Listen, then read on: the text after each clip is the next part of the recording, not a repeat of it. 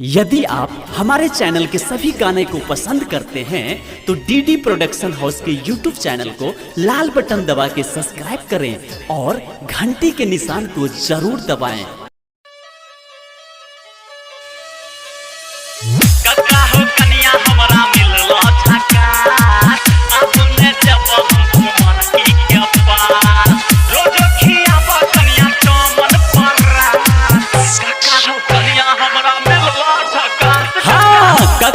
कनिया हमरा मिलला झकास अब न जब हम कुमार की के पास रोज खियाब कनिया चमन परास काका हो कनिया हमरा मिलला झकास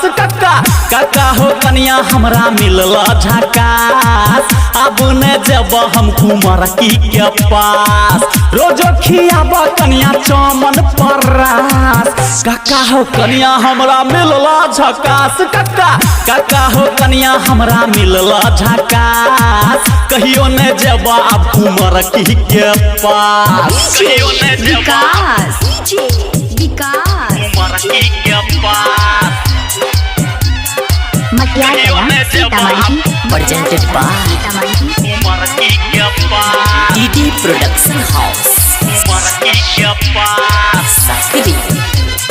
गोरे गोरे गालो कर काले काले बाल कंगना चूड़ी पहन के कनिया लागे छ बाबा बाप रे बुझलियो रे बाबू। हाँ गोरे गोरे गालो कर काले काले बाल कंगना चूड़ी पहन के कनिया लागे छ बाबा साली खिया बरोजे राजनिवास अब न जब हम कुमार की के पास रोज खिया कनिया चमन परास काका हो कनिया हमरा मिलला झकास काका हो कनिया हमरा मिलला झकास कहियो न जब अब कुमार की के पास कहियो न जब कुमार की के पास प्रेजेंटेड बाय कुमार की के पास डीडी प्रोडक्शन हाउस कुमार की के पास सक्री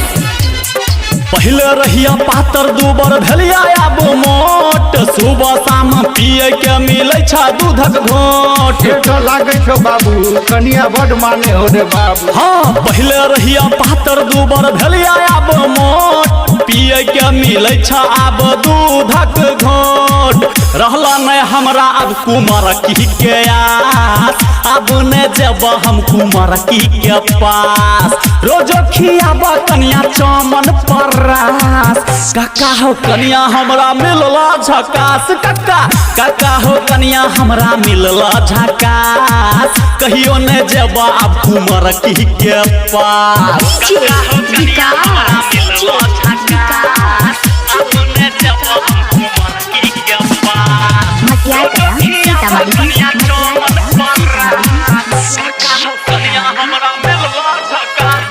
पहले घूमत फिरत रहिया खेलै छलिया तास जहिया से शादी भेला रहै छी ओकरे पास रे बाबू पहले से तू लागे जे सुधर गेला रे बाबू। हाँ पहले घूमत फिरत रहिया खेलै छलिया तास जहिया से शादी भेला रहै छी ओकरे पास छोटू निराला गाना लिखै छ झकास अब न जेब हम कुमार की के पास धर्मवीर धुरंधर के छै ओकरे आस काका हो कनिया हमरा मिलला झकास काका हो कनिया हमरा मिलला झकास कहियो नहीं जैब अब कुमार की के पास रोज खियाब कनिया चमन परास काका हो कनिया हमरा मिलला झकास काका हो कनिया हमरा मिलला झकास कहियो नहीं जैब अब कुमार की के पास। अरे बाबू